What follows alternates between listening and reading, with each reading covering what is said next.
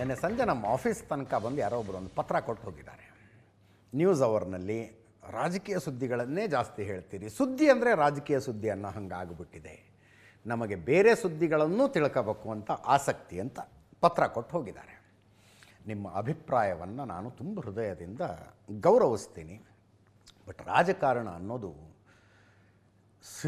Interesting cinema ಥರ ಹೋಗ್ತಾ ಇದ್ದೀರಿ. ಇದು ಸಾಧ್ಯ ಆದಷ್ಟು ಸಂಕ್ಷಿಪ್ತವಾಗಿ ಹೇಳಿ, ಬೇರೆ ಸುದ್ದಿಗಳಿಗೆ ಡೆಫಿನೆಟ್ಲಿ ಹೋಗ್ತೀನಿ, ಬೇರೆ ಸುದ್ದಿಗಳಿಗೆ ಹೋಗೋಣ.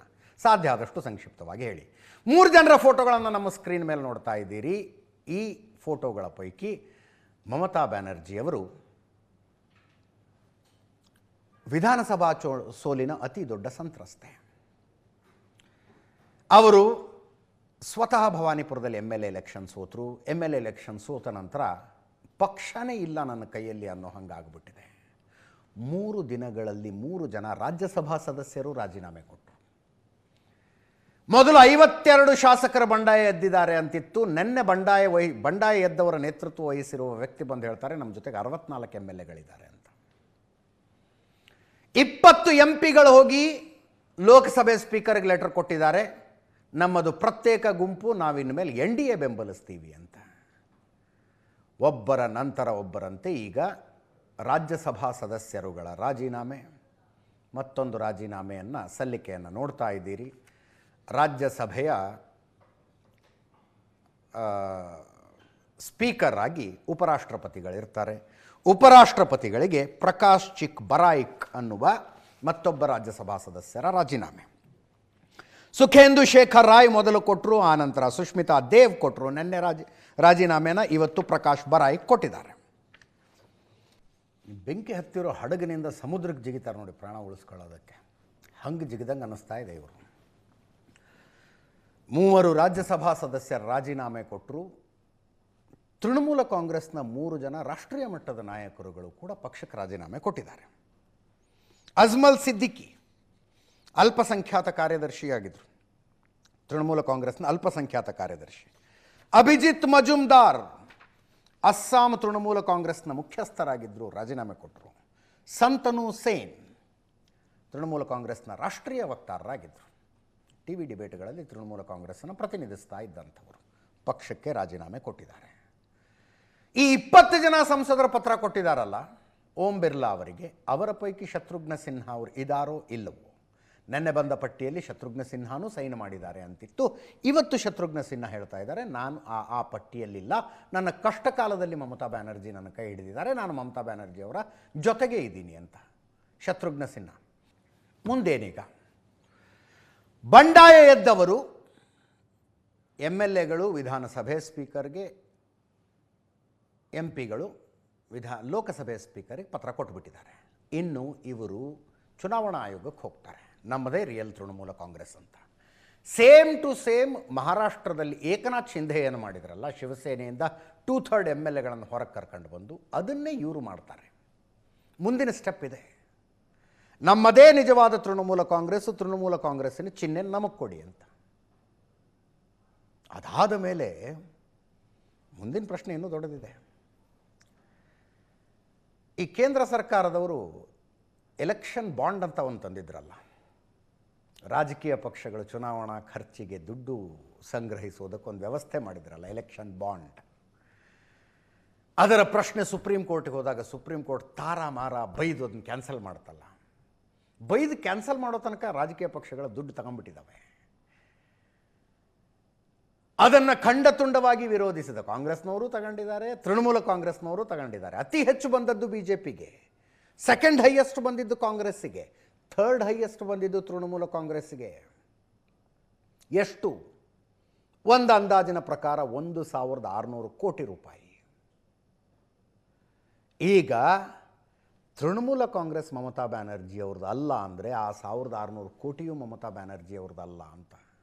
ಅಂದರೆ ತೃಣಮೂಲ ಕಾಂಗ್ರೆಸ್ ಯಾರದ್ದು 1,600 ಕೋಟಿನೂ ಅವ್ರದ್ದಾಗತ್ತೆ.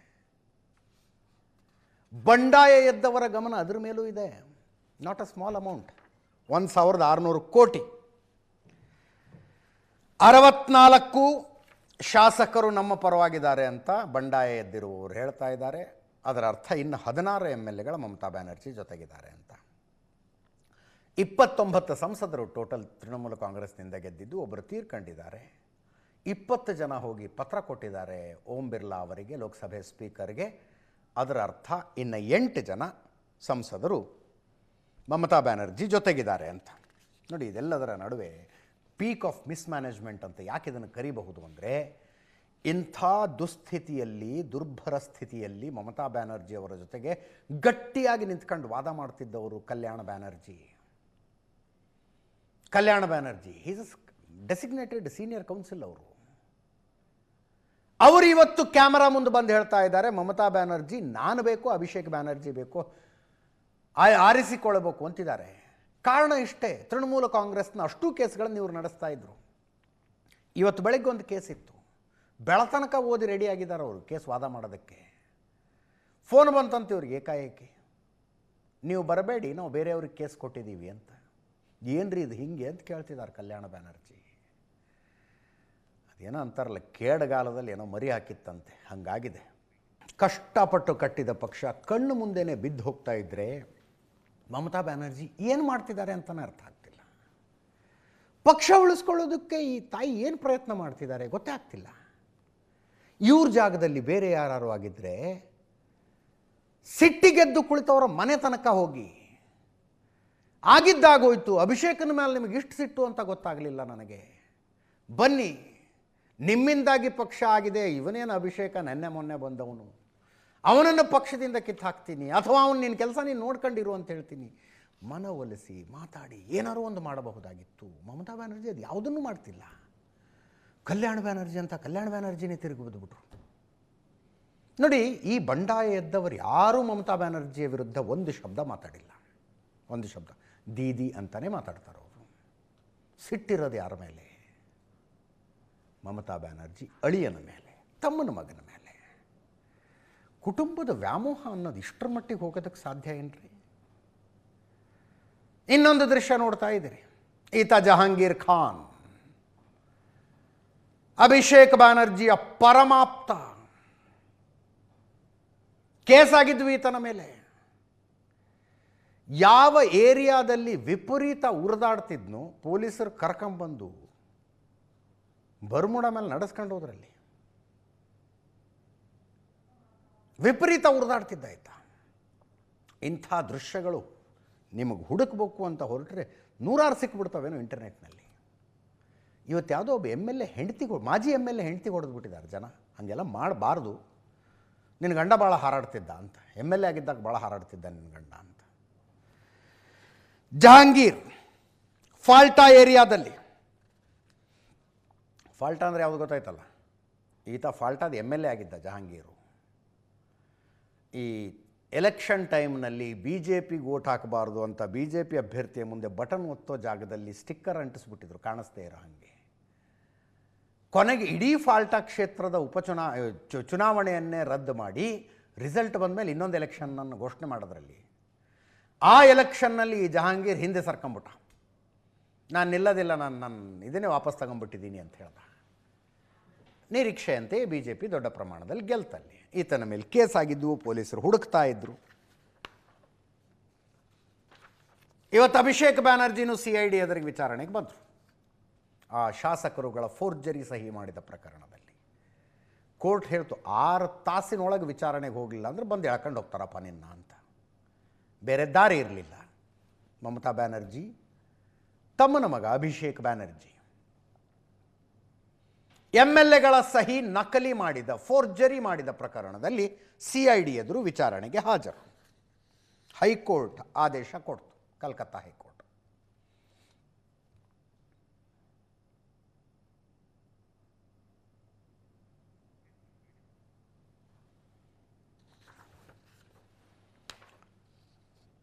ಮಹಾರಾಷ್ಟ್ರದ ಹೇಳ್ತಾ ಇದ್ವಿ ನಾವು.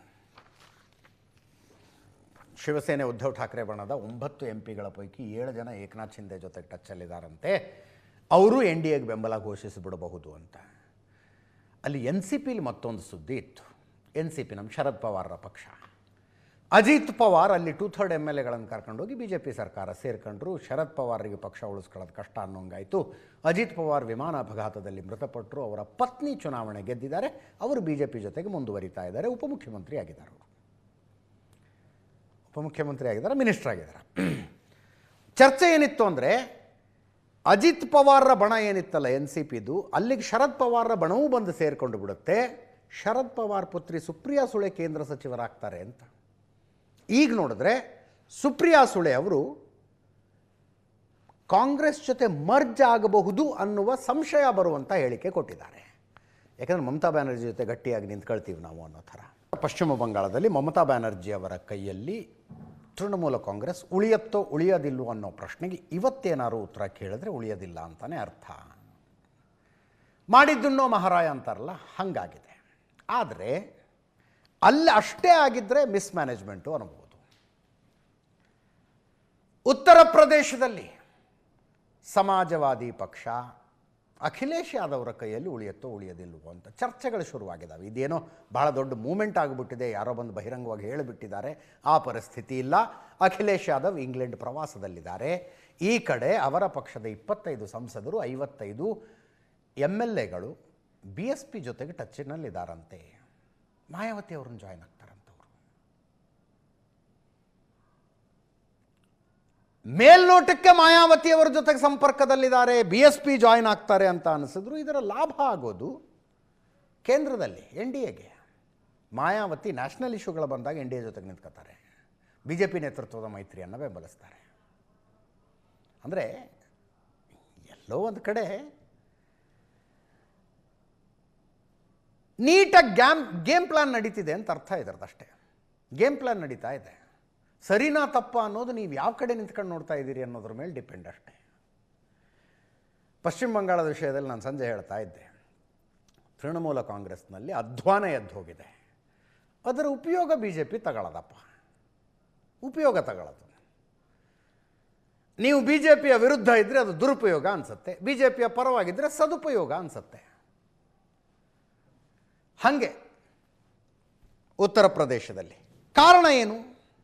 ಅಸಮಾಧಾನಕ್ಕೆ ಇವರ ಕಾರಣ ಕಾಂಗ್ರೆಸ್ ಜೊತೆಗೆ ಮೈತ್ರಿ ಮಾಡ್ಕೊಂಡು ವಿಧಾನಸಭಾ ಚುನಾವಣೆಗೆ ಹೋಗ್ತಾರೆ. ಪಕ್ಷದ ಏನೇ ನಿರ್ಣಯ ಇದ್ದರೂ ಅಖಿಲೇಶ್ ಯಾದವ್ ಒಬ್ಬರೇ ತಗೋತಾ ಇದ್ದಾರೆ. ಇವರ ತಂದೆ ಮುಲಾಯಂ ಸಿಂಗ್ ಯಾದವ್ ಜೊತೆಗೆ ಆತ್ಮೀಯರಾಗಿದ್ದಂಥವ್ರು ಇದ್ರಲ್ಲ, ಅವರು ಎಲ್ಲರ ಮೇಲೂ ಅಖಿಲೇಶ್ ಯಾದವ್ಗೆ ಅಪನಂಬಿಕೆ ಇದೆ, ಡೌಟ್ಫುಲ್ಲಾಗಿ ನೋಡ್ತಾರೆ. ರಾಮ ಮಂದಿರದ ವಿಷಯದಲ್ಲಿ ಉದ್ದಟತನದ ಹೇಳಿಕೆ ಕೊಟ್ಟರು. ಈ ಎಲ್ಲ ಕಾರಣಕ್ಕಾಗಿ ಮಾಯಾವತಿ ಜೊತೆ ಸೇರಿಕೊಂಡು ಚುನಾವಣೆಗೆ ಹೋದರೆ ಹೆಂಗೆ ಅಂತ ಅವ್ರದ್ದು ಆಲೋಚನೆ. ಇದ್ಯಾಕೋ ಪೊಲಿಟಿಕಲ್ ಅರ್ಥಮೆಟಿಕಲ್ ಸೆಟ್ಟು ಆಗ್ತಿಲ್ಲ ಅನ್ನುವ ವಾದಗಳು ಕೂಡ ಇದೆ. BSP ಜೊತೆಗೆ ಹೋದರೆ ಸಮಾಜವಾದಿ ಪಕ್ಷದ ಈ ಶಾಸಕರುಗಳಿಗೆ ಮುಂದಿನ ಚುನಾವಣೆ ಗೆಲ್ಲೋದು ಕಷ್ಟ ಆಗಬಹುದು ಅಂತ. ಇನ್ನೊಂದು ಕಡೆ ಮಹಾರಾಷ್ಟ್ರದ ವಿಷಯ ಹೇಳಿದೆ ನಾನು. 9 MPಗಳ ಪೈಕಿ 7 ಜನ MPಗಳು, ಶಿವಸೇನೆ ಉದ್ಧವ್ ಠಾಕ್ರೆ ಬಣದ 7 ಜನ MPಗಳು ಏಕನಾಥ್ ಶಿಂದೆ ಟಚ್ಚಲ್ಲಿದ್ದಾರಂತೆ. ಅದು ನಿಜ ಆದರೆ ಉದ್ಧವ್ ಠಾಕ್ರೆಗೆ ರಾಜಕೀಯ ಜೀವನದಲ್ಲಿ 2ನೇ ಸಲ ಹೊಡೆತ ಬಿದ್ದಂಗಾಗತ್ತೆ. 2ನೇ ಸಲ ಹೊಡೆತ. ಈ MPಗಳಿಗೇನು ಕಾರಣ? ಉದ್ಧವ್ ಠಾಕ್ರೆ ಜೊತೆಗಿದ್ದ ರಾಜಕೀಯ ಭವಿಷ್ಯ ಏನು ಅನ್ನೋ ಪ್ರಶ್ನೆ ಅಂತೆ. ಮುಂದೇನು ಮಾಡೋದು? ರಾಜ್ ಠಾಕ್ರೆ, ಉದ್ಧವ್ ಠಾಕ್ರೆ ಇಬ್ಬರೂ ಒಟ್ಟಿಗೆ ಬಂದು ಮುಂಬೈ ಮಹಾನಗರ ಪಾಲಿಕೆ ಚುನಾವಣೆಯನ್ನು ಎದುರಿಸಿದ್ರು ಮತ್ತು BJPನೇ ಗೆಲ್ಲಿಲ್ವಾ? ಹಾಗಿದ್ದಾಗ ಭವಿಷ್ಯ ಏನು? ಮುಂದೇನು ಮಾಡೋದು ಗೊತ್ತಾಗ್ತಾ ಇಲ್ಲ. ಆ ಕಾರಣಕ್ಕೆ ಅವರು ಏಕನಾಥ್ ಶಿಂದೆ ಜೊತೆ ಟಚ್ಚಲ್ಲಿದ್ದು ನಾವು ನಿಮ್ಮ ಜೊತೆಗೆ ಬಂದುಬಿಡ್ತೀವಿ, NDA ಬೆಂಬಲಿಸ್ತೀವಿ ಅಂತಾರಂತೆ. ಮುಂದಿನ ಸುದ್ದಿಗೆ ಹೋಗೋಣ. 2 ದಿನಗಳ ಹಿಂದಿನ ತನಕ ಶಾಂತಿ ದೂತನಂತೆ ಮಾತನಾಡ್ತಾ ಇದ್ದ ಡೊನಾಲ್ಡ್ ಟ್ರಂಪ್ ಮತ್ತೊಮ್ಮೆ ಇರಾನ್ ಮೇಲೆ ದಾಳಿ ಶುರು ಮಾಡಿದ್ದಾರೆ. ಏಪ್ರಿಲ್ 8ನೇ ತಾರೀಖು ಕದನ ವಿರಾಮ ಘೋಷಣೆಯಾದದ್ದು. ಹೆಂಗಾರು ಇದೊಂದು ಕದನ ವಿರಾಮ ಜಾರಿಗೆ ಬಂದು ಬಿಡಲಿ ಅಂತಿದ್ರು ಟ್ರಂಪ್. ಇಸ್ರೇಲಿನ ದಾಳಿಗಳನ್ನು ಖಂಡಿಸಿ ಎಚ್ಚರಿಕೆ ಕೊಟ್ಟು ಕೆಲವು ಸಲ ಕಠಿಣ ಶಬ್ದಗಳನ್ನು ಬಳಸಿಯೂ ಇಸ್ರೇಲ್ನ ದಾಳಿಗಳನ್ನು ನಿಲ್ಲಿಸಿದ್ರು. ಯಾವ ಕಾರಣಕ್ಕೂ ಮಾಡೋಂಗಿಲ್ಲ. ಇರಾನ್ ಇಸ್ರೇಲ್ ಎರಡಕ್ಕೂ ಬುದ್ಧಿ ಹೇಳಿದ್ರು, ಸುಮ್ಮನೆ ಇರಬೇಕು ನೀವು, ಒಬ್ಬರ ಮೇಲೊಬ್ಬರು ದಾಳಿ ಮಾಡೋಂಗಿಲ್ಲ ಅಂತ. ಅದೇ ಸಂದರ್ಭದಲ್ಲಿ ಹಾರ್ಮುಜ್ ಜಲಸಂಧಿಯ ಮೇಲೆ ಹಾರಾಡ್ತಾ ಇದ್ದ ಅಮೇರಿಕದ ಒಂದು ಹೆಲಿಕಾಪ್ಟರ್, ಅಪಾಚೆ ಅಟ್ಯಾಕ್ ಹೆಲಿಕಾಪ್ಟರ್ ಅಂತ ಕರೀತಾರೆ ಅದಕ್ಕೆ, ಅದು ಗಸ್ತು ತಿರುಗ್ತಾ ಇತ್ತಂತೆ ಹಾರ್ಮುಜ್ ಜಲಸಂಧಿಯ ಮೇಲೆ. ಇರಾನ್ನವರು ಬಂತು ನಮ್ಮ ರೇಂಜ್ನಲ್ಲಿ ಅಂದಾಗ ಶಾಹಿದ್ ಡ್ರೋನ್ ಬಿಟ್ಟು ಹೊಡೆದ್ಬಿಟ್ರು. ಆ ಇಬ್ಬರೂ ಪೈಲಟ್ಗಳ ಬದುಕಿದ್ದಾರೆ, ಬಟ್ ಹೆಲಿಕಾಪ್ಟರ್ ಪತನ ಆಯಿತು. ಅವತ್ತೇ ಟ್ರಂಪು ಟ್ರುತ್ ಸೋಷಿಯಲ್ ಮೀಡಿಯಾದಲ್ಲಿ ಪೋಸ್ಟ್ ಮಾಡಿದ್ರು, ನಮ್ಮ ಹೆಲಿಕಾಪ್ಟರ್ ಹೊಡೆದಿದ್ದೀರಿ, ಬಿಡೋದಿಲ್ಲ ನಿಮ್ಮನ್ನು ಅಂತ ಬಿಡ್ತಿಲ್ಲ. ಈಗ ಬಿಟ್ಟು ಬಿಡದೆ ದಾಳಿಗಳನ್ನು ನಡೆಸ್ತಾ ಇದ್ದಾರೆ. ಅಮೆರಿಕದ ಮಿಲಿಟರಿಯು ಸ್ಟೇಟ್ಮೆಂಟ್ ರಿಲೀಸ್ ಮಾಡಿದೆ. ಅಧ್ಯಕ್ಷರ ಸೂಚನೆಯ ಮೇರೆಗೆ ಇರಾನಿನ ಮೇಲೆ ನಾವು ದಾಳಿಯನ್ನು ಪುನರಾರಂಭಿಸಿದ್ದೇವೆ ಅಂತ. ನೋಡಿ, ಟ್ರುತ್ ಸೋಷಿಯಲ್ ಮೀಡಿಯಾದಲ್ಲಿ ಇವ್ರು ಮಾಡಿರೋ post, United States will be hitting Iran ಬ್ರಾಕೆಟಲ್ಲೇನು, whose navy, air force, radar, anti-aircraft and other forms of defense together with the most of its offensive capability are gone. ಇನ್ನೇನು ಹೊಡಿತೀರಿ ಅದನ್ನ? ವೆರಿ ಹಾರ್ಡ್ ಟು ನೈಟ್, ಇವತ್ತಿನ ರಾತ್ರಿ ಇರಾನಿನ ಪಾಲಿಗೆ ಭೀಕರವಾಗಲಿದೆಯಂತೆ. At some point in the not too distant future, at some point, ಆದಷ್ಟು ಬೇಗ, ತುಂಬ ದೂರ ಏನಿಲ್ಲ ಅಂತ ಡೊನಾಲ್ಡ್ ಟ್ರಂಪ್ರ ಟ್ವೀಟ್ ಇದು.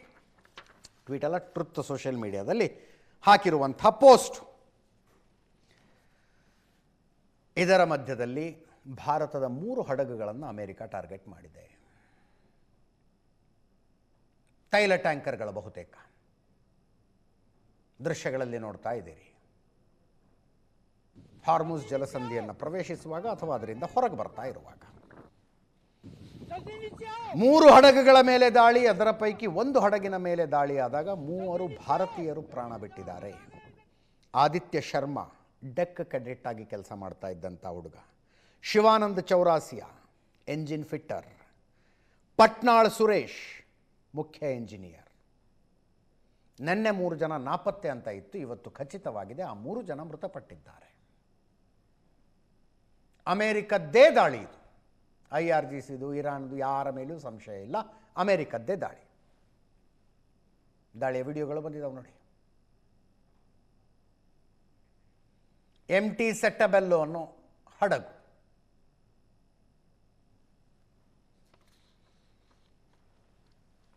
ಇಪ್ಪತ್ನಾಲ್ಕು ಭಾರತೀಯರಿದ್ರಿ ಹಡಗಿನಲ್ಲಿ ಕೆಲಸ ಮಾಡೋದಕ್ಕೆ. 21 ಜನರನ್ನು ಸುರಕ್ಷಿತವಾಗಿ ಪಾರು ಮಾಡಲಾಯಿತು. 3 ಜನ ಮೃತಪಟ್ಟರು.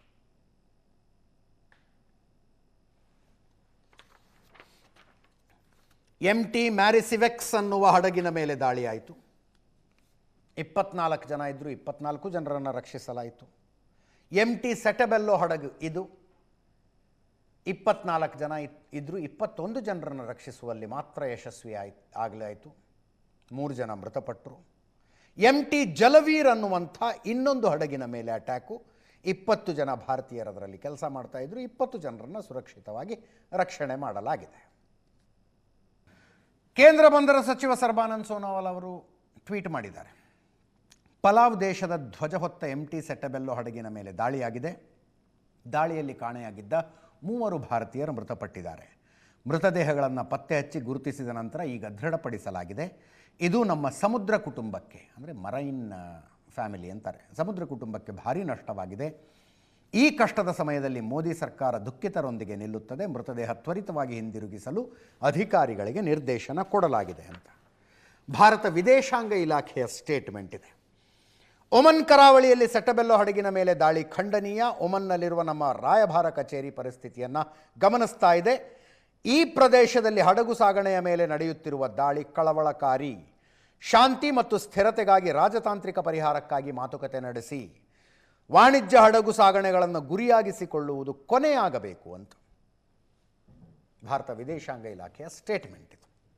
ಟ್ರಂಪ್ರ ಟ್ರುತ್ ಸೋಷಿಯಲ್ ಮೀಡಿಯಾ ಪೋಸ್ಟ್ ಬಗ್ಗೆ ಹೇಳ್ತಾ ಇದ್ದೆ ನಾನು. ಇಂದು ರಾತ್ರಿ ಇರಾನ್ ಮೇಲೆ ರಣಭೀಕರ ದಾಳಿ ಆಗುತ್ತೆ ಅಂತ ಟ್ರಂಪ್ ಹೇಳಿದ್ದಾರೆ. 2 ದಿನಗಳ ಹಿಂದಿನ ಟ್ರಂಪ್ಗೂ ಇವತ್ತಿನ ಟ್ರಂಪ್ಗೂ ಏನಾದರೂ ಹೋಲಿಕೆ ಏನಾದರೂ ಇದೆಯೇನ್ರಿ?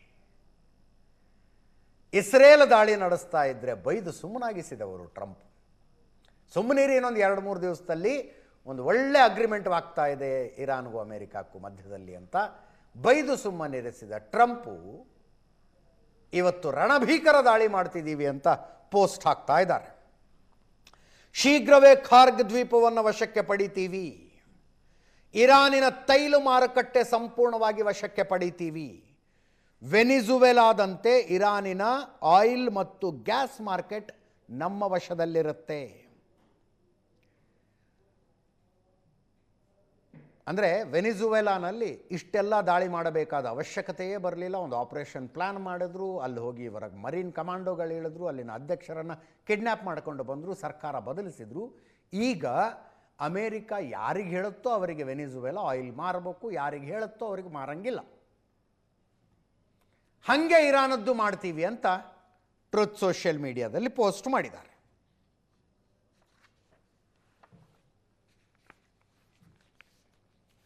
ಮುಂದಿನ ಸುದ್ದಿಗೆ ಹೋಗೋಣ. ಕಾಕ್ರೋಚ್ ಜನತಾ ಪಾರ್ಟಿ ದೆಹಲಿಯ ಜಂತರ್ ಮಂತರ್ನಲ್ಲಿ ಮೊನ್ನೆ ಒಂದು ಪ್ರತಿಭಟನೆ ಮಾಡಿದ್ರು. ಪ್ರತಿಭಟನೆ ಪ್ರಯತ್ನಗಳ ಗಂಭೀರವಾಗಿ ನಡೆದು ಈಗ ದೇಶದಾದ್ಯಂತ ಮಾಡ್ತಾರಂತೆ. ದೇಶದಾದ್ಯಂತ. ಇದರ ಸಂಸ್ಥಾಪಕ ಅಮೇರಿಕನ್ ರಿಟರ್ನ್ಡ್ ವಿದ್ಯಾರ್ಥಿ ಅಭಿಜಿತ್ ದೀಪ್ಗೆ ಸ್ಟೇಟ್ಮೆಂಟ್ ಇದು. ಪುಣೆ, ಲಖನೌ, ಅಮೃತ್ಸರ್, ಬೆಂಗಳೂರು, ಜೈಪುರ, ಹೈದರಾಬಾದ್, ಚೆನ್ನೈ ಸೇರಿದಂತೆ ಅನೇಕ ಕಡೆಗಳಲ್ಲಿ ನಾವು ಪ್ರತಿಭಟನೆಯ ಪ್ಲ್ಯಾನ್ ಮಾಡ್ತಾ ಇದ್ದೀವಿ. ನೀಟ್ ಕ್ವಶ್ಚನ್ ಪೇಪರ್ ಲೀಕ್ ಅದಕ್ಕೆ ಸಂಬಂಧಪಟ್ಟಂತೆ ನೊಂದ 5 ವಿದ್ಯಾರ್ಥಿಗಳ ಆತ್ಮಹತ್ಯೆ ಮಾಡಿಕೊಂಡಿದ್ದಾರೆ. ಸಂಬಂಧಪಟ್ಟವರ ಆನ್ಸರೇಬಲ್ ಆಗಿ ಅಂತ ಧರ್ಮೇಂದ್ರ ಪ್ರಧಾನ್ ರಾಜೀನಾಮೆ ಕೊಡಲಿ ಅಂತ दीपके ಹೇಳ್ತಾ ಇರೋದು ಕೇಳಿಸ್ಕೊಳ್ಳಿ. देशातले 5-6 स्टुडंट जे उद्या जाऊन डॉक्टर बनले असते, ज्यांनी दुसऱ्यांचे प्राण वाचवले असते, आज त्यांनाच त्यांचा जीव द्यावा लागलाय. कशामुळे? सिस्टमच्या फेलियरमुळे. तर याची जिम्मेदारी कोणीतरी घेतली पाहिजे आणि त्यासाठी आम्ही सांगितलेले की धर्मेंद्र प्रधान यांनी शनिवारपर्यंत राजीनामा दिला पाहिजे. राजीनामा जर नाही झाला तर आम्ही देशव्यापी आंदोलन सुरू करणार आहे आणि त्याची सुरुवात उद्या पुण्यापासून सुरू होणार आहे. पुण्यात उद्या 4 वाजता आम्ही आमचा शांतीपूर्ण प्रोटेस्ट करणार आहे आणि त्यानंतर आम्ही लखनौ, अमृतसर, जयपूर, बँगलोर इथेही आम्ही प्रोटेस्ट करणार आहे. तर आमची परत एकदा विनंती आहे की तुम्ही काही करून जिम्मेदारी घ्या, नैतिक जिम्मेदारी घ्या. तुमच्यामुळे स्टुडंट्स आत्महत्या करतायत, लाखो करोडो स्टुडंट्सचं भविष्य बर्बाद होते तुमच्यामुळे. ते आमची परत एकदा मागणी आहे की धर्मेंद्र प्रधान यांनी त्वरित राजीनामा दिला पाहिजे आणि जर ते राजीनामा नाही देणार तर देशव्यापी आंदोलन होईल आणि त्यानंतर 20 तारखेला देशव्यापी सगळ्याच जागी मी स्वतः जाऊन प्रोटेस्ट करेल आणि तिथे जाऊन लोकांना आवाहन करेल की सगळ्यांनी दिल्लीला या. जर धर्मेंद्र प्रधान यांचा राजीनामा नाही झाला तर 20 तारखेला दिल्ली येथे सगळ्या देशातला तरुण येईल आणि धर्मेंद्र प्रधानचा राजीनामा घेतल्याशिवाय वापस जाणार नाही. ಆಫ್ಟರ್ ಲಾಂಗ್ ಟೈಮ್ ಧರ್ಮಸ್ಥಳದ ವಿರುದ್ಧ ಬುರ್ಡೆ ಗ್ಯಾಂಗಿನ ಷಡ್ಯಂತ್ರಕ್ಕೆ ಸಂಬಂಧಿಸಿದ ಒಂದು ಸುದ್ದಿ ಬಂದಿದೆ. ಹೈಕೋರ್ಟ್ನಲ್ಲಿ, ಕರ್ನಾಟಕ ಹೈಕೋರ್ಟ್ನಲ್ಲಿ ಒಂದು ಅರ್ಜಿ ಸಲ್ಲಿಕೆಯಾಯಿತು. ವಕೀಲರಾದ ವಿವೇಕ್ ಸುಬ್ಬಾರೆಡ್ಡಿ ಅವರು ಅರ್ಜಿ ಸಲ್ಲಿಸಿ ವಾದ ಮಂಡನೆ ಮಾಡೋದು. ಅರ್ಜಿ ಸಲ್ಲಿಸಿದ ವ್ಯಕ್ತಿ, ರಿಟ್ ಅರ್ಜಿ ಇದು, ಸಲ್ಲಿಸಿದ ವ್ಯಕ್ತಿ ಚಿನ್ನಯ್ಯ. ಧರ್ಮಸ್ಥಳದಲ್ಲಿ ಧರ್ಮಾಧಿಕಾರಿಗಳು ಮತ್ತು ಅವರ ಆಪ್ತರ ಒತ್ತಾಯ, ಬೆದರಿಕೆ, ಪ್ರಾಣ ಬೆದರಿಕೆಯ ಕಾರಣಕ್ಕಾಗಿ ನಾನು 100 ಸಾವಿರಾರು ಹೆಣಗಳನ್ನು ಹೂತು ಬಿಟ್ಟಿದ್ದೀನಿ ಅಂತ ಏನು ಬಂದಿದ್ನಲ್ಲ, ಇದೇ ಚಿನ್ನಯ್ಯನ ಅರ್ಜಿ. ಪಾಪ ಪ್ರಜ್ಞೆ ತಾಳಿಕೊಳ್ಳುವುದಕ್ಕಾಗದೆ ನಾನು ತಪ್ಪೆಪ್ಪಿಕೊಳ್ಳೋದಕ್ಕೆ ಬಂದಿದ್ದೀನಿ ಅಂದಿದ್ದ ಚಿನ್ನಯ್ಯ. ಆತನ ಅರ್ಜಿಯನ್ನು ಓದ್ತಾ ಇದ್ದರೆ ಇಡೀ ಷಡ್ಯಂತ್ರ ಎಳೆ ಎಳೆಯಾಗಿ ಬಿಡಿಸಿಟ್ಟಿದ್ದಾನಾತ, ಎಳೆ ಎಳೆಯಾಗಿ. ಅದರ ಪೈಕಿ ಬಹುತೇಕ ಅಂಶಗಳು ಏಷ್ಯಾನೆಟ್ ಸುವರ್ಣ ನ್ಯೂಸೇ ತಿಳ್ಕೊಂಡು ಹೇಳಿತ್ತು ನಿಮಗೆ. ಆತ ಹೇಳ್ತಾನೆ, ನನ್ನ ಪಾಡಿಗೆ ನಾನು ಹೆಂಗೋ ಉಪಜೀವನವನ್ನು ನಡೆಸ್ಕೊಂಡಿದ್ದೆ, ಒಂದು ಟೆಕ್ಸ್ಟೈಲ್ ಫ್ಯಾಕ್ಟ್ರಿಲಿ ಕೆಲಸ ಮಾಡ್ಕೊಂಡಿದ್ದೆ, ಉಜಿರೆ ಗ್ರಾಮ ಪಂಚಾಯಿತಿಯಲ್ಲಿ ಕೆಲಸ ಮಾಡ್ತಾ ಇದ್ದ ನಮ್ಮಕ್ಕ ಇಲ್ಲಿ ಕೆಲಸ ಇದೆ ಬಾ ಅಂತ ಕರೆದಿದ್ದಕ್ಕೆ ಅಲ್ಲಿಗೆ ಹೋದೆ. ವಿಠ್ಠಲಗೌಡ ಅಚಾನಕ್ಕಾಗಿ ನನಗೆ ಎದುರಿಗೆ ಸಿಕ್ಕು, ಅರೆ ನೀನು ಚಿನ್ನಯ್ಯ ಅಲ್ವಾ ಅಂತ ಹೇಳಿ ತಿಮ್ರೋಡಿ ಮನೆಗೆ ಕರ್ಕೊಂಡೋದ. ಆ ತಿಮ್ರೋಡಿ, ನೀನು ಹೆಣ ಉಳ್ತಾ ಇದ್ದೆ ಅಲ್ವಾ ಅನಾಥ ಶವಗಳನ್ನು, ಅವು ಕೊಲೆಯಾದ ಶವಗಳು ಅಂತ ಹೇಳು ಅಂತ ನನ್ನನ್ನು ಕೂಡಿಸ್ಕೊಂಡು ಫೋಟೋ ತೆಗೆಸಿ ಟೀ ಕಾಫಿ ಕೊಟ್ಟು ಕೈಗೊಂದಷ್ಟು ದುಡ್ಡು ಕೊಡಕ್ಕೆ ಬಂದ. ನಾನು ಬೇಡ ಬೇಡ ಅಂದರು, ದುಡ್ಡು ಕೊಟ್ಟ. ಅದಾದ ನಂತರ ಏನೇನಾಯಿತು ಅನ್ನೋ ಎಲ್ಲ ವಿವರಗಳನ್ನು ಹೇಳ್ತಾ ಹೋಗಿದ್ದಾನೆ ಆ ಪ್ರಕರಣದಲ್ಲಿ. ಈಗ ಈತನ ಮನವಿ ಏನು? ಧರ್ಮಸ್ಥಳದ ವಿರುದ್ಧ, ಧರ್ಮಾಧಿಕಾರಿಗಳ ವಿರುದ್ಧ ಒಂದು ಷಡ್ಯಂತ್ರ ಆಯಿತು ಸ್ವಾಮಿ. ಆ ಷಡ್ಯಂತ್ರದ ಭಾಗ ನಾನಾಗಿದ್ದೆ, ಸೂತ್ರಧಾರರು ಉಳಿದವರಿದ್ದರು. ಷಡ್ಯಂತ್ರದ ಒಂದು ಅಂಶವಾಗಿದ್ದ ನಾನು ಜೈಲಿಗೆ ಹೋದೆ, ನನ್ನ ಮೇಲೆ ಕೇಸಾಯಿತು, ಎಲ್ಲ ಆಯಿತು. ಸೂತ್ರಧಾರರು ಇನ್ನೂ ಹೊರಗಡೆನೆ ಓಡಾಡ್ಕೊಂಡಿದ್ದಾರಲ್ಲ, ಅವ್ರಿಗೇನೂ ಇಲ್ವಾ ಅಂತ ಕೇಳ್ತಾ ಇದ್ದಾನೀತ. ಈ ಪ್ರಶ್ನೆಯನ್ನು ಸಮಾಜ ಕೇಳಬೇಕಾಗಿತ್ತು, ಅಟ್ಲೀಸ್ಟ್ ಚಿನ್ನಯ್ಯನಾರು ಕೇಳ್ತಾ ಇದ್ದಾನಲ್ಲ, ಸೊಸೈಟಿ ಕೇಳಬೇಕಾಗಿತ್ತು ಈ ಪ್ರಶ್ನೆನ. ಒಂದು ಧಾರ್ಮಿಕ ಶ್ರದ್ಧಾ ಕೇಂದ್ರದ ವಿರುದ್ಧ ಇಷ್ಟು ದೊಡ್ಡ ಷಡ್ಯಂತ್ರ ನಡೆಸಿಯೂ ಆರಾಮಾಗಿ ಓಡಾಡ್ಕೊಂಡಿರಬಹುದಾ? ಲಕ್ಷಾಂತರ ಜನ ನಡೆದುಕೊಳ್ಳುವಂಥ ಭಯ ಭಕ್ತಿಯಿಂದ ಗೌರವಿಸುವಂಥ ಒಂದು ಧಾರ್ಮಿಕ ಕ್ಷೇತ್ರದ ವಿರುದ್ಧ ಷಡ್ಯಂತ್ರದ ಸೂತ್ರಧಾರರು ತಮಗೇನೂ ಆಗಿಲ್ಲ ಅನ್ನೋ ಒಂದು ಸಮಾಜದಲ್ಲಿ ಓಡಾಡ್ಕೊಂಡಿರಬಹುದಾ ಅನ್ನೋ ಪ್ರಶ್ನೆನ ಸಮಾಜ ಕೇಳಬೇಕಾಗಿತ್ತು. ಅಟ್ಲೀಸ್ಟ್ ಚಿನ್ನಯ್ಯ ಕೇಳ್ತಾ ಇದ್ದಾನೆ. ಆತ ಹೇಳ್ತಾನೆ ಇದರಲ್ಲಿ, ತಿಮ್ರೋಡಿ ಹೇಳಿದ್ನಂತೆ, ಧರ್ಮಸ್ಥಳದ ವಿರುದ್ಧದ ಷಡ್ಯಂತ್ರಕ್ಕೆ 200 ಕೋಟಿ ರೂಪಾಯಿ ಬಜೆಟ್ ಇದೆ ಅನ್ನಂತೆ, 200 crores. ಅದರಲ್ಲಿ ನಿನಗೆ 50 ಲಕ್ಷ ಕೊಡ್ತೀವಿ ಅಂದಿದ್ನಂತೆ. ನಿನಗೆ 50 ಲಕ್ಷ ಕೊಡ್ತೀವಿ. ಆತ ಹೇಳ್ತಾನೆ, ನನ್ನ ಊರಲ್ಲಿ ನಾನಿದ್ದೆ, ಬೆಂಗಳೂರಿನ ಸ್ಯಾಟಲೈಟ್ ಬಸ್ ಸ್ಟ್ಯಾಂಡಿಗೆ ಬರೋಕ್ಕೆ ಹೇಳಿದ್ರು. ಅಲ್ಲಿಂದ ನನ್ನನ್ನು ಬೆಂಗಳೂರಿನಲ್ಲಿ ಜಯಂತ್ ಮನೆಗೆ ಕರ್ಕೊಂಡು ಹೋದರು. ಒಂದು ಬಾಕ್ಸ್ನಲ್ಲಿ ಒಂದು ಬುರುಡೆ ಇತ್ತು, ಅದನ್ನು ನನ್ನ ಕೈಗೆ ಕೊಟ್ಟು ವಿಡಿಯೋ ತೆಗೆಸಿ ಫೋಟೋ ತೆಗೆದ್ರು. ಇದನ್ನು ನೀನೇ ಧರ್ಮಸ್ಥಳದಿಂದ ತಂದಿದ್ದು ಅಂತ ಹೇಳಿ ನನ್ನ ಹತ್ರ ಹೇಳಿಕೆ ಕೊಡಿಸಿದ್ರು ಅಂತ ಚಿನ್ನಯ್ಯ ತನ್ನ ಸ್ಟೇಟ್ಮೆಂಟ್ನಲ್ಲಿ ಹೇಳಿದ್ದಾನೆ. ಅದನ್ನು ಆರಂಭದ ದಿನಗಳಲ್ಲಿ ಆತನ ಮುಖಕ್ಕೆ ಪೂರ್ತಿ ಕಣ್ಣು ಮಾತ್ರ ಕಾಣ ಹಂಗೆ ಮಾಸ್ಕ್ ಹಾಕಿದ್ರಲ್ಲ, ಮಾಸ್ಕ್ ಒಳಗೆ ಹೆಡ್ಫೋನ್ ಹಾಕಿ ಕೊಟ್ಟಿದ್ರಂತ. ಆತನಿಗೆ ಹೆಡ್ಫೋನ್ ಇತ್ತಂತೆ, ಅಲ್ಲಿ ನೋಡಿ, ಅಲ್ಲಿ ಒಳಗೆ ಹೆಡ್ಫೋನ್ ಇತ್ತಂತೆ. ಫೋನ್ನಲ್ಲಿ ಹೇಳ್ತಾ ಇದ್ರಂತೆ, ಈ ಕಡೆ ಹೋಗು, ಆ ಕಡೆ ಹೋಗು, ಅದು ಮಾಡು, ಇದು ಮಾಡು, ಅಂಥ ಹೇಳಿಕೆ ಕೊಡು, ಇಂಥ ಹೇಳಿಕೆ ಕೊಡು. ನನಗೆ ಮಿನಿಟ್ ಬೈ ಮಿನಿಟ್ ಹೆಡ್ಫೋನಲ್ಲಿ ಹೇಳ್ತಾ ಇದ್ರು ಸ್ವಾಮಿ ಅಂತ ಬರೆದಿದ್ದಾನೆ ಆತ, ರಿಟ್ ಅಪ್ಲಿಕೇಶನ್ನಲ್ಲಿ ಬರೆದಿದ್ದಾನೆ. ತಿಮರೋಡಿ, ಮಹೇಶ್ ಶೆಟ್ಟಿ ತಿಮರೋಡಿ, ಗಿರೀಶ್ ಮಟ್ಟಣ್ಣವರ್, ವಿಠ್ಠಲಗೌಡ, ಜಯಂತ್, ಅದರ ಜೊತೆಗೆ ಪುಣ್ಯಾತ್ಮ ಯೂಟ್ಯೂಬರ್ಗಳು MD ಸಮೀರಾ, ಅಜಯ್ ಅಂತ ಇನ್ನೊಬ್ಬ ಯಾರೋ, ಅವರೆಲ್ಲರ ಹೆಸರುಗಳನ್ನು ತಿಮರೋಡಿ ಮನೆಯಲ್ಲಿದ್ದಾಗ ಕೂಡಿಸಿ 30-35 ವಿಡಿಯೋ ಶೂಟ್ ಮಾಡಿಕೊಂಡ್ರು. ಅವ್ರು ಏನು ಹೇಳು ಅಂದರು ಎಲ್ಲವನ್ನೂ ಹೇಳಿದ್ದೀನಿ, ನನ್ನನ್ನು ಒತ್ತೆಯಾಳಿನ ರೀತಿಯಲ್ಲಿ ನಡೆಸ್ಕೊಂಡ್ರವರು ಅಂತ. ಒತ್ತೆಯಾಳಿನ ರೀತಿಯಲ್ಲಿ ನಡೆಸ್ಕೊಂಡ್ರು. ಒಂದೊಂದು ತಾಸು ತಿಮರೋಡಿಯ ಕಾಲು ಒತ್ತಬೇಕಾಗಿತ್ತು ನಾನು. ಅದಾದ ತಕ್ಷಣ ಗಿರೀಶ್ ಮಟ್ಟಣ್ಣವ್ರು ಬಂದು ನನ್ನ ಕಾಲು ಒತ್ತು ಅನ್ನೋನು. ತಮ್ಮ ಜಮೀನಿನಲ್ಲಿ ದುಡಿಸ್ಕೊಂಡ್ರು. ನನ್ನ ಆರಂಭಿಕ ಹೇಳಿಕೆಗಳಲ್ಲಿ ಸ್ವಲ್ಪ ವ್ಯತ್ಯಾಸ ಆದರೆ ಚಾಕು ತಗೊಂಡು ನಿನ್ನನ್ನು ಮರ್ಡರ್ ಮಾಡಿಬಿಡ್ತೀನಿ ಅಂತ ತಿಮರೋಡಿ ಬಂದ. ಇದೆಲ್ಲ ಬೇಜಾರಾಗಿ ನಾನೇ ಆತ್ಮಹತ್ಯೆ ಮಾಡಿಕೊಂಡ್ಬಿಡೋಣ ಅಂತ ಹೋಗಿದ್ದೆ. ಗಿರೀಶ್ ಮಟ್ಟಣ್ಣವ್ರು ಬಂದು ಬದುಕಿಸ್ದ.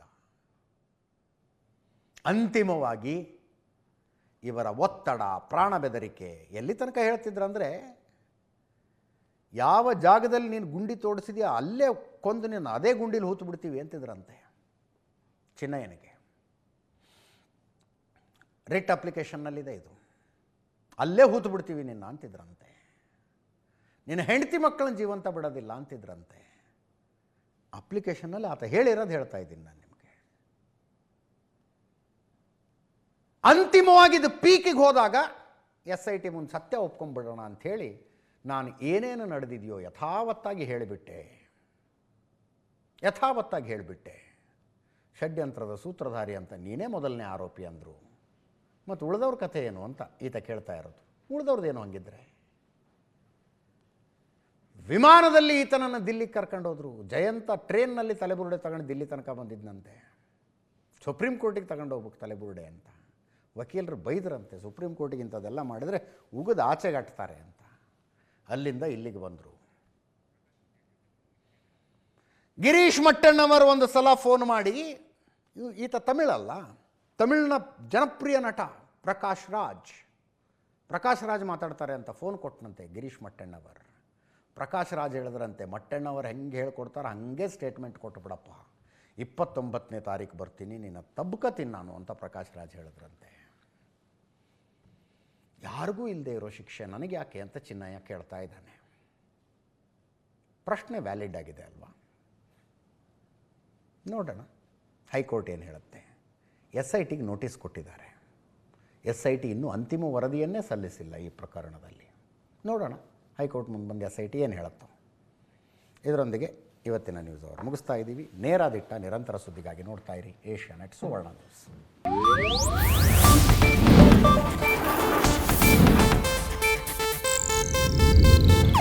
ಇದು ಏಷ್ಯಾನೆಟ್ ನ್ಯೂಸ್ ನೆಟ್ವರ್ಕ್ ಪ್ರಸ್ತುತಿ.